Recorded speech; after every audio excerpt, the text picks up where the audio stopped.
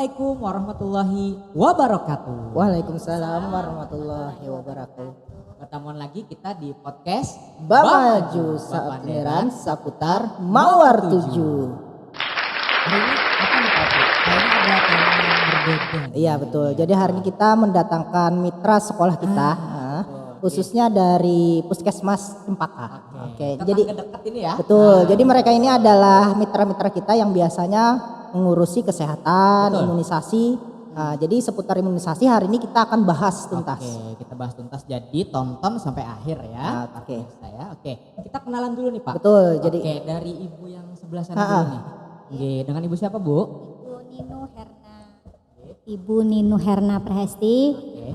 Kalau ulun perawat di Puskesmas sebagai Cempaka. perawat, ya. Nggih. Kalau untuk pemegang program, ulun memegang program imunisasi. oke. Nggih. Jadi sambatannya koordinator imunisasi. Mulai dari tahun 2012 jadi 13 tahun. Masya Allah. Nggih. berarti kita tidak salah mendatangkan narasumbernya hari ini ya kan? Temboknya ini malah. Mudah-mudahan nanti penjelasan Ibu Ninu bisa dicerna dengan baik ya Betul. oleh para pendengarnya. Next kita dengan dokter ya. Dengan Ibu dokter siapa Bu? Nama saya Dr. Desi Andriani, biasa dipanggil Dr. Desi. Sehari-hari saya bertugas di Puskesmas Cempaka memberikan pelayanan pada pasien-pasien. Kiranya sekitar 2 tahun lebih sudah di Puskesmas Cempaka. Wah, ibu dokternya muda masih ini ya. Orang lebih Jepang non Iya betul. Iya. merasa andong Iya. Nggih. Nah, bicara soal imunisasi ini pasti terstruktur Bu ya. Betul. Pasti ada arahan dari atas sampai ke bawah ya. Artinya pemerintah merencanakan sesuatu itu tidak mungkin tanpa dasar. Iya, betul. Nah, dasar hukumnya nih Bu, yang ingin kami tanyakan supaya para orang tua murid atau anak-anak ini tahu ternyata dasar hukumnya itu pasti Ada, loh. iya, ada ada. loh. Apa sih Bu? Ada nggak sih dasar hukumnya Bu? Betul sekali.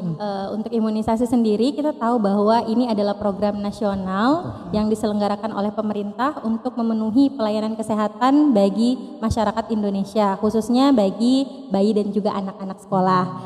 Dan program imunisasi ini tentunya memiliki payung hukum Iya, betul. dari undang-undang, dari peraturan Menteri Kesehatan dan juga fatwa MUI. Wah, sudah ada fatwanya halal. Biasanya kan ini terkait dengan Halal dan atau haram, tidak. betul sekali.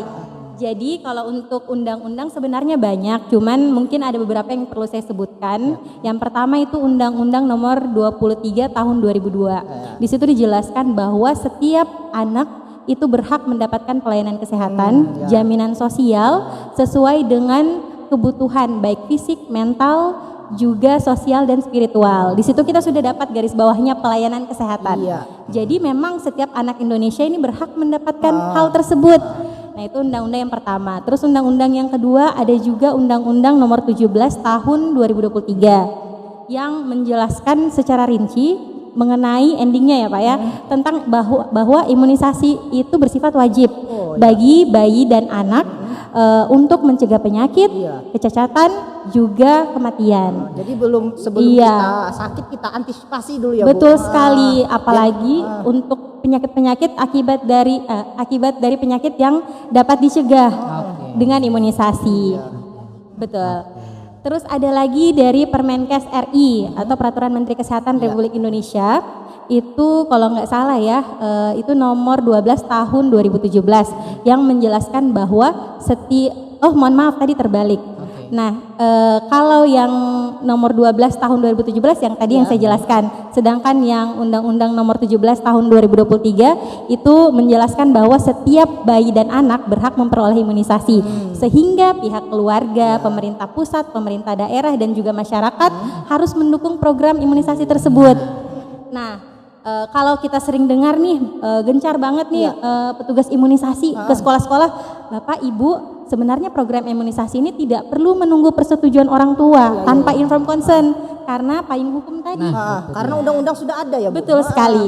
Negara sudah memayung hukumi ya kan, mewajibkan. Artinya kan semua anak-anak itu harus diberikan kesehatan. Betul. Jadi jangan sampai menunggu sakit ya Bu. Betul sekali.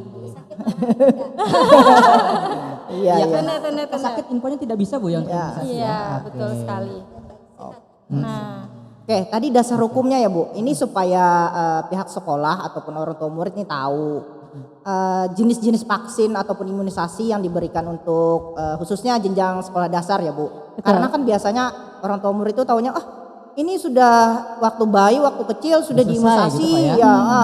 Ternyata di SD diimunisasi apa sih imunisasi apa lagi kayak gitu. Jadi tolong Bu dijelaskan supaya orang tua yang nonton di rumah Iya, kan pada bingung, Pak, ya nggak tahu informasi pentingnya jenis-jenis vaksinnya Bu. Nah, jenis vaksinnya sebenarnya ada beberapa. Yang pertama itu campak rubella. Iya. Nah, nanti dijelaskan juga ini pada usia berapa, kelas berapa diberikan. Nah, campak dan rubella ini vaksin yang berusaha kita berikan kepada masyarakat agar membentuk kekebalan tubuh terhadap virus campak dan juga virus rubella atau virus campak Jerman lah ibaratnya kalau orang mengenal bahasanya ya. bahasa seperti itu. Terus ada juga pemberian vaksin difteri, juga tetanus. Nah, seperti yang kita pernah dengar, pernah terjadi tuh 2017 sekitar 38 orang anak meninggal akibat difteri dan sekitar 600-an anak itu dirawat di rumah sakit. Nah, fungsi dari pemberian vaksin tersebut untuk mencegah difteri. Juga kita sering dengar anak-anak kok kena tetanus hanya karena kecelakaan atau kena paku dikit. Kalau nggak lengkap pemberian vaksin tersebut nggak diikuti, kadang ada orang tua nggak mau deh ngasih. Anak saya sehat, nanti kalau dikasih belum tentu juga dia ini. Betul. Nah, kalau kita dari segi medis ya Pak ya, kalau misalnya ada anak kecil, misal umur 9 tahun ke kita, terus terinjak paku, tapi serumnya tuh kan tidak selalu ada, anti tetanus itu nggak selalu ada tersedia. Nah, kalau nggak ada, kami bertanya lagi ke pasien, apakah sebelumnya pernah dapat? Oh iya, dapat 2 tahun lalu. Kami merasa aman setelah itu karena 5 tahun terakhir ternyata dapat. Harapannya dengan pemberian vaksin tetanus bisa membantu kekebalan si anak supaya tercegah dari tetanus. Jadi sudah ada pernah kasus ya Bu 38 tadi yang korban meninggal ya Bu? Iya, kalau kita coba cari di Google apakah saya salah atau tidak, tapi seingat saya seperti itu. Jadi ada pernah kejadian tahun 2017 tentang difteri itu sekitar 38 orang anak meninggal.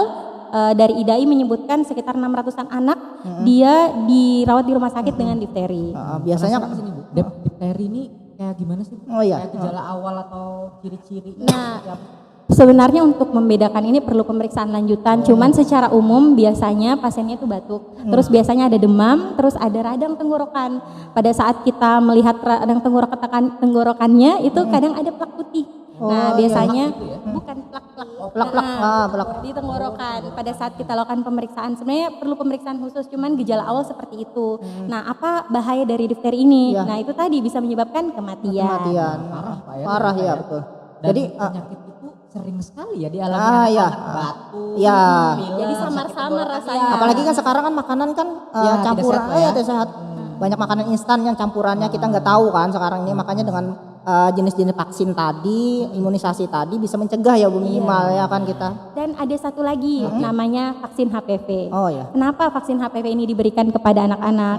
Karena kita lihat saat ini data terbaru dari WHO, di Indonesia penyebab kematian terbanyak pada wanita adalah kanker serviks. Iya betul. Nah, sedangkan HPV ini sebenarnya program yang sangat baik lah, melihat pergaulan zaman sekarang anak-anak, yang otomatis ini bentuk kepedulian pemerintah terhadap masyarakat Indonesia. Karena kalau kita vaksin di luar sendiri itu range harganya sekitar 600.000 sampai 2.500.000 per dosis. Bu, ya? Nah, per dosis hitungannya. Jadi dengan adanya langkah awal dari pemerintah memberikan secara gratis, harusnya kita sebagai orang tua, masyarakat mau dong berbondong-bondong, ayo nak ikuti Kapan vaksin lagi tersebut. kesempatan Gratis gitu. lagi kan. Ini gratis takut ya. Aneh malah. Iya, betul. Mungkin ini pas ini, jadi supaya orang tua murid itu punya kesadaran ternyata dampaknya tidak main-main. Iya betul. Nah, kita lanjut nih. Kalau tadi dasar hukum sudah, jenis vaksinnya sudah, sekarang kita untuk ke jenjang siswa ini Bu. Mungkin ke Ibu Nino ya. Jenjang siswa untuk imunisasi ini Bu ada level-level tertentu, misal kelas 1 disuntik apa, kelas 2 suntik apa gitu sih. Kurang jelas biasanya. Biasanya kan kelas 1, kelas 5 suntik. Suntikan, hilang Ada turunan. Mau bukaan apa? Nah, Kalau misalnya yang jenjang siswa di imunisasi SD ini Pak, namanya bulan imunisasi anak sekolah. Bian ya, Bu, Jadi Bian. bias. Oh, bias. Bias. Kalau Bian itu biasanya ada kampanye vaksin tertentu baru dinamakan Bian. Oh, Jadi iya, Bian ada ya. ini tidak setiap tahun dilaksanakan. rutin. Nggih. Tapi kalau misalnya bias tiap tahun. Jadi tiap tahun ini tahun ajaran baru Agustus dan November. Jadi untuk Agustus yang kita suntik anak kelas 1. Ya. Dulunya kelas 1 aja, mulai dari tahun 2023 kelas 1, 5 dan 6. Tapi kalau untuk kelas 1 Bapak itu binian lakian tuh. Nah, kelas 1. Tapi kalau yang 5 dan 6 karena pemberiannya yang vaksin HPV tadi, nggih, jadi binian aja. Perempuan-perempuannya. Jadi mulai dari tahun 2023, 2024 sampai sekarang. Jadi yang disuntik bulan Agustus itu kelas 1, 5 dan 6 perempuan. Yang kelas 1-nya laki-laki perempuan. Nah, untuk bulan November bias Agustus sama November. Yang November ini kelas 1, 2 dan 5. Jadi kelas 1-nya yang DT, Pala jadi huruf D sama T besar, difteri tetanus. Untuk kelas 2 dan 5-nya TD, tetanus difteri.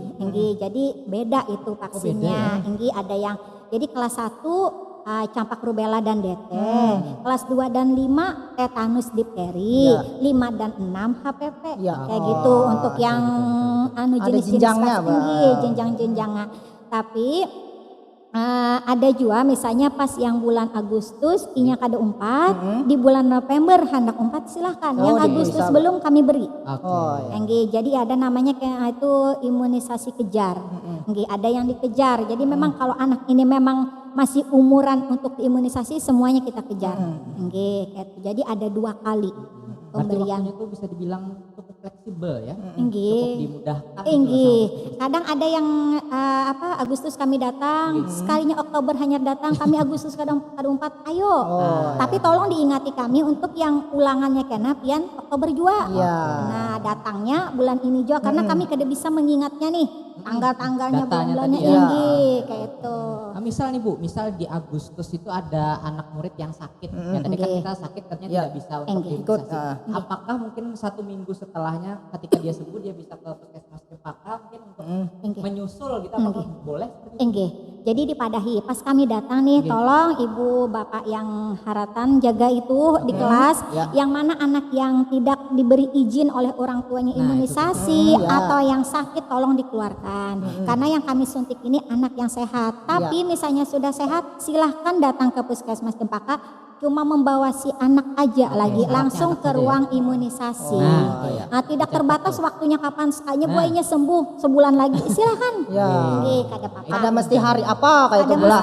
Ulun buka tiap hari aja karena memang Pak kalau campak rubella susah sih lah karena itu berlakunya cuma 6 jam Bapak. Jadi susah juga sih kalau misalnya datang cuma 1 tapi kada apa-apa selama vaksinnya masih ada kada apa-apa.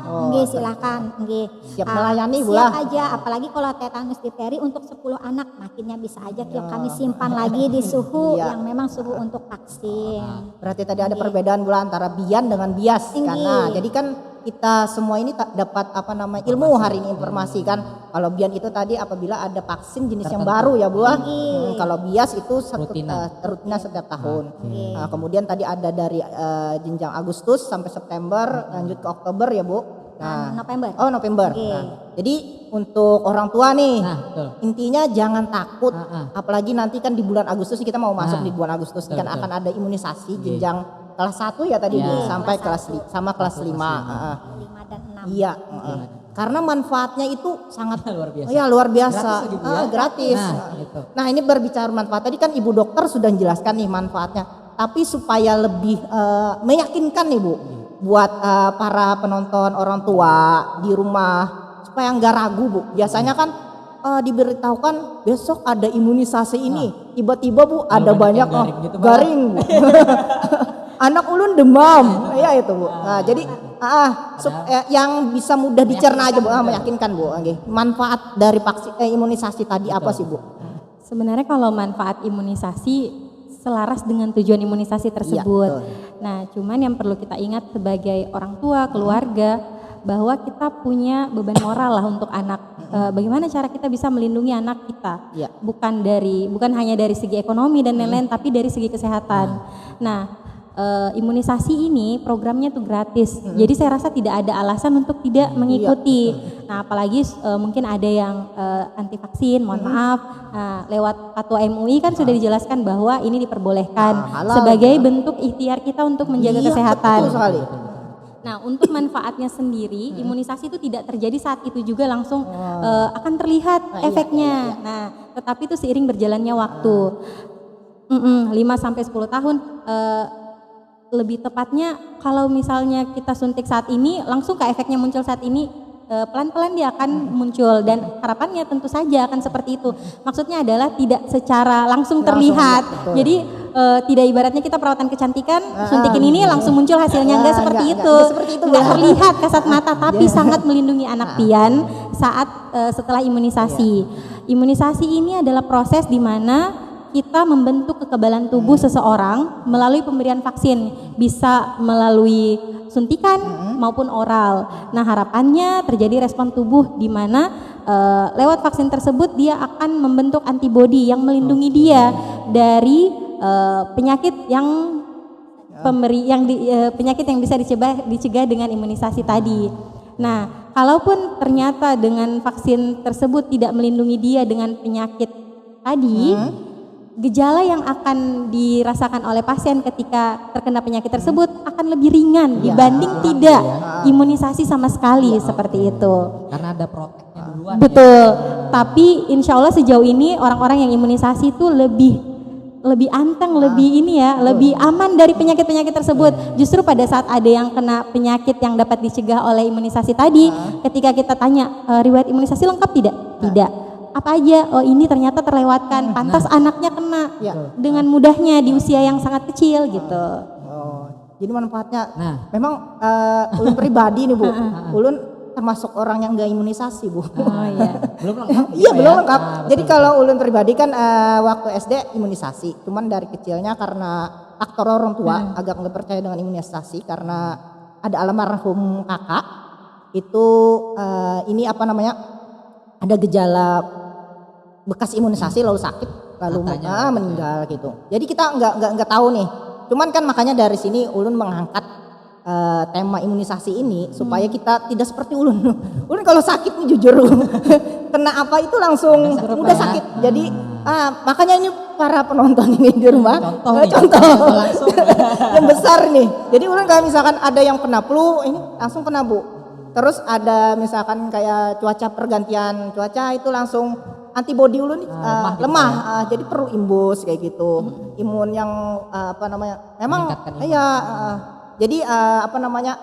Perlulah kita ya imunisasi ini. Iya, saya sering dengar juga jawaban saya nggak ada imunisasi tapi saya sehat aja. Saya nggak ada kena penyakit itu. Nah, tujuan imunisasi tadi itu kita berharap terbentuknya kekebalan komunitas. Mungkin pian tidak imunisasi, tapi orang di sekitar pian lengkap imunisasinya. Lewat mereka lah pian terlindungi. Artinya tidak ada sumber penyakit yang datang ke pian. Nah, seperti itu. Biasanya kayak gitu ibaratnya pembelaan ataupun kayak dasarnya herd immunity-nya lah. Intinya vaksin imunisasi itu bermanfaat. Pertama membentuk kekebalan tubuh. Ketika kekebalan tubuh kita terbentuk, kita akan terhindar dari suatu penyakit.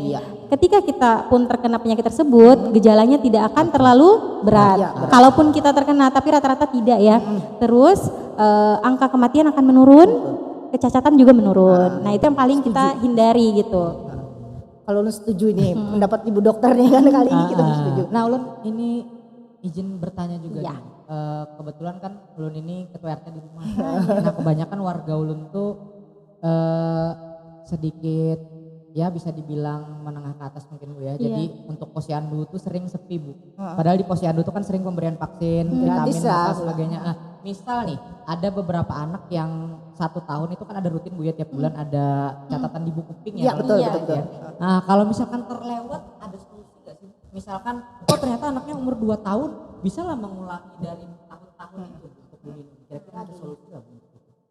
Kalau imunisasi itu termasuk imunisasi bayi kalau Bu Kuping Pala. Jadi kalau imunisasi bayi ada yang bayi lahir lengkap imunisasi dasar lengkap namanya IDL dan ada IBL imunisasi baduta lengkap. Ya, jadi yang IDL imunisasi dasar lengkap yang kurang dari 1 tahun itu ada hepatitis B yang waktu kita hanya lahir langsung disuntik itu sebelum terpapar orang-orang harus diberi paling bagus 1 kali 24 jam. Tapi ada rentang waktu 0 sampai 7 hari itu satu. Jadi itu bila sudah lewat 7 hari kada boleh lagi pengecualian yang itu Bapak. Nah selebihnya ada umur 15 hari sampai 2 bulan ada BCG. Nah selebihnya yang BCG terus polio, ada yang DPT HB-HIP yang paha kiri kanan, ada yang rotavirus sekarang tetesan warna pink, ada yang polio itu bisa dikejar. Tapi khusus yang hepatitis tadi kada boleh yang 7 hari. Nah terus kalau ibu-ibu yang caten, terus ibu-ibu hamil yang ke puskesmas selalu diingatkan kalau sudah melahirkan usahakan sebelum melaksanakan akikah tasmiyah harus BCG dulu. Nah karena BCG gunanya untuk TBC, melindungi TBC. Karena kita kalau beracaraan tuh Pak lah, yang datang kada bisa lagi, jangan dicium anak ulun, jangan kada bisa. Langsung bola mencium nang datang nih kada tahu. Yang berokok tangan kada dicuci, langsung main cium-cium kita. Kalau kita kada beri izin kayak sombong Pak. Jadi diharapkan kalau BCG ini harus sebelum ada acara akikah tasmiyah 2 itu barang dulu yang ini hepatitis 0 yang tadi 0 sampai 7 hari sama BCG itu dulu yang hepatitis dan BCG.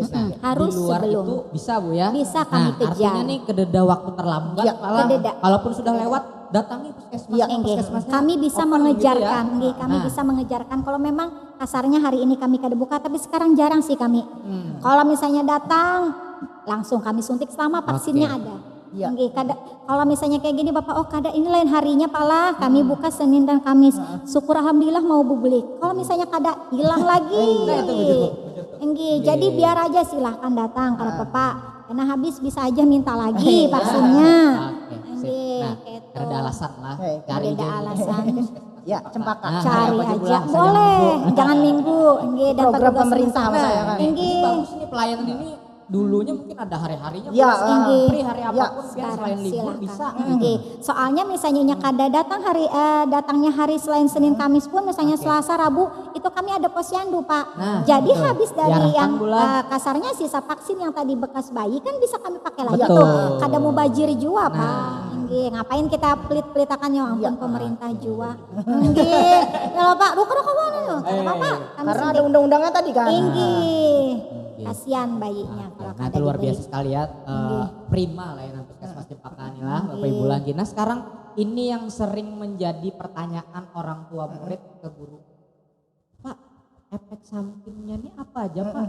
Anak ulun nih habis disuntik kenapa panas anaknya? Nah ini kami bingung gue. Kayak penyautinya. Ada juga habis imunisasi harus diminumi susu beruang. Nah itu diminumi paracetamol gitu. Itu kan jadi supaya nggak sia-sia nih. Nah betul, ini keilmuan logisnya gimana dokter? Ada namanya kejadian ikutan pasca imunisasi KIPI. Nah jadi gejala-gejala tertentu bisa muncul saat setelah imunisasi. Biasanya kurang dari 48 jam. Tapi yang perlu digarisbawahi adalah tidak semua anak yang dapat imunisasi itu mengalami KIPI. Dan KIPI yang paling sering terjadi itu adalah KIPI dengan gejala ringan. KIPI yang gejala berat itu sangat jarang terjadi, bahkan selama saya jadi dokter belum pernah melihat sendiri. Semoga nggak ada, amin. Nah jadi yang paling sering terjadi dan saya juga pernah alami pada saat setelah vaksin itu yang ringan ya, demam, nyeri area suntikan ataupun bengkak, kemerahan. Nah itu yang masih ringan secara umum. Nah yang berat itu biasanya syok. Cuman sejauh ini belum. Nah kalau misalnya ada gejala tersebut, apa yang harus kita lakukan? Kalau untuk minum apa tadi susu beruang itu tidak masuk dalam protap. Yang masuk dalam protap Restamol. ya kalau itu betul. Nah, jadi pemberi anti nyeri atau anti demam seperti parastamol itu memang dianjurkan. Terus yang paling utama lainnya adalah kalau bengkak kita bisa bantu dengan kompres air dingin. Nah itu masuk dalam protapnya. Terus kalau misalnya ada gejala lain yang dirasa ini benar KIPI atau bukan, silakan konsultasi di tempat pian imunisasi atau vaskes terdekat yang dekat rumah pian. Jadi sudah terjawab nih apabila kita ada dampak habis imunisasi apa yang panik, dilakukan. Ya jangan panik, intinya jangan panik dulu kan. Dikonsultasikan. Jangan minum susu beruang. Enggak ada. Nih ingat buat para penonton di rumah, susu beruang tidak ada kaitannya dengan imunisasi ya kan. Disclaimer dulu nih lah. Paracetamol. Paracetamol benar, cuman kembali lagi penggunaan paracetamol itu harus berdasarkan dosis berat badan si anak. Jadi kalau misalnya bingung atau apa, silakan ke vaskes terdekat atau pada saat imunisasi mungkin bisa bertanya guru-gurunya kah atau langsung orang tuanya yang bertanya. Tentang pemberian susu beruang mungkin jatuhnya ke sugesti karena kadang sugesti itu membuat mental kita jadi lebih kuat. Akhirnya yang mungkin terjadi sakit langsung nggak sakit gitu. Sugesti itu penting loh. Penting. Lalu Mbak urut di muka lawang tukang urut baik. Takutan diurut. Sugesti ya. Nah, cuman gejalanya tadi ya wajar Bapak Ibu ya, ketika panas, ada bercak sedikit, terus ada pembengkakan itu wajar. Cuman penanganannya sudah dijelaskan juga tadi ya. Intinya tuh jangan panik dulu. Nah, betul. Dan konsultasikanlah dengan dokter setempat. Siap. Setempat. Bawa aja puskesmas atau misalkan konsultasi sama wali kelasnya bisa, wali kelas Meneruskan ke arahkan puskesmas ke ya. dulu. Siap. Oke Bu, ini yang mungkin pertanyaan terakhir Bu. Oke. Ini buat orang tua di luar sana yang takut atau nggak mau sama sekali atau anti imunisasi, apa sih dampak yang paling terlihat nih yang buat tidak imunisasi? Kalau Ulun tadi kan kayak kata Ulun kan Ulun lemah dengan sakit ya. protek Ulun tuh kan agak kurang imunitasnya. Berarti dampak dari imunisasi kan? Yang tidak ikut. Nah, kalau dampak dari imunisasi pasti kebalikan dari manfaat imunisasi. Kalau manfaat imunisasi kan tadi kekebalannya terpenuhi, terbentuk. Kalau misalnya dia tidak imunisasi, otomatis kekebalan yang diharapkan terbentuk itu pasti tidak ada. Jadi mudah terkena penyakit. Dan ketika terkena penyakit, komplikasinya bisa lebih serius kepada dia. Misal tadi anak-anak yang dapat vaksin campak, udah vaksin dok, tapi kok kena campak lagi. Mungkin gejalanya biasa, tapi pada anak yang nggak campak, gejalanya bisa sampai komplikasi radang paru, radang otak, dan lain-lain. Nah itu yang kita khawatirkan dampaknya. Komplikasi gitu. Misalkan satu kelas nih, kelas itu ada 30. Yang disuntik mau cuma 10. Tetap kekebalan tidak terbentuk Bapak. Yang 10 ini kalah. Seakan-akan kayak kededa yang imunisasi lah Bula. Karena dari nominal sendiri kalah. Tinggi, tidak terbentuk herd immunity tadi Bapak. Jadi diharapkan harusnya sih 100% sih Pala. Tapi paling kada tuh 80% dari itu harus untuk melindungi yang kada mau divaksin. Seperti itu. Iya, kekebalan komunitas. Kenapa diadakan bias? Karena memang untuk sekolah kelompok yang mudah dijangkau.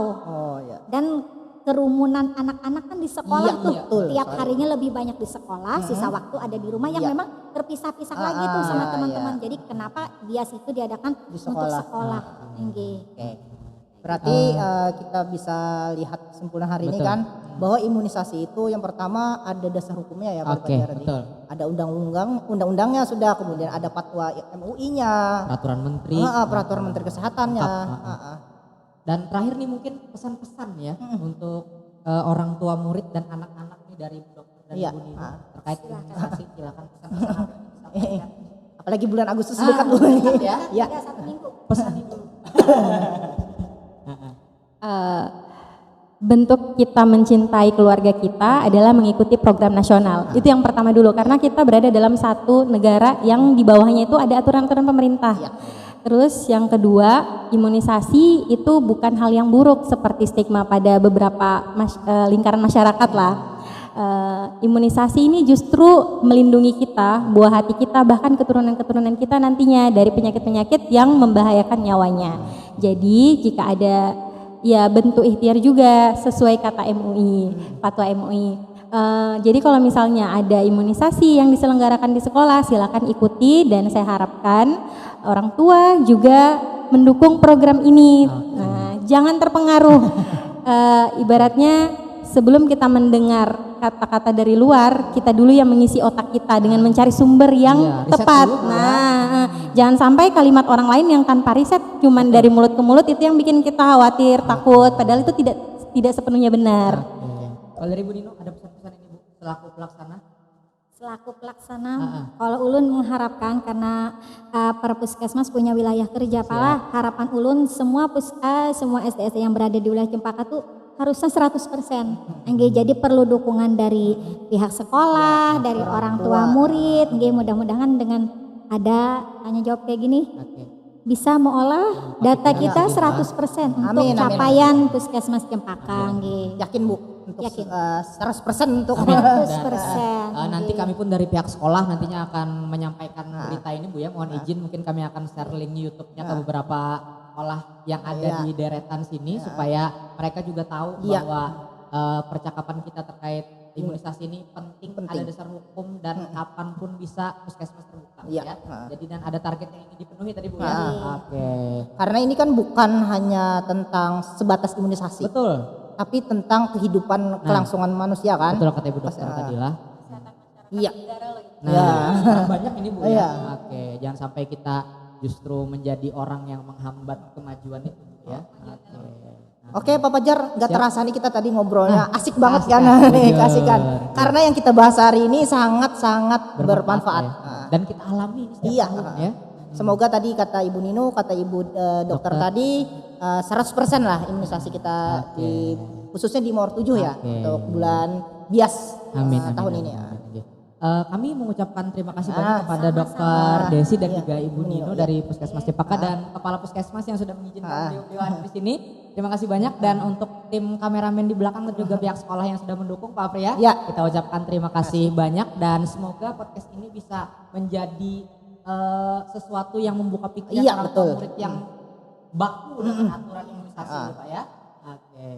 Oke, tidak terasa waktu sudah sekitar 15 menit lebih kayaknya nih.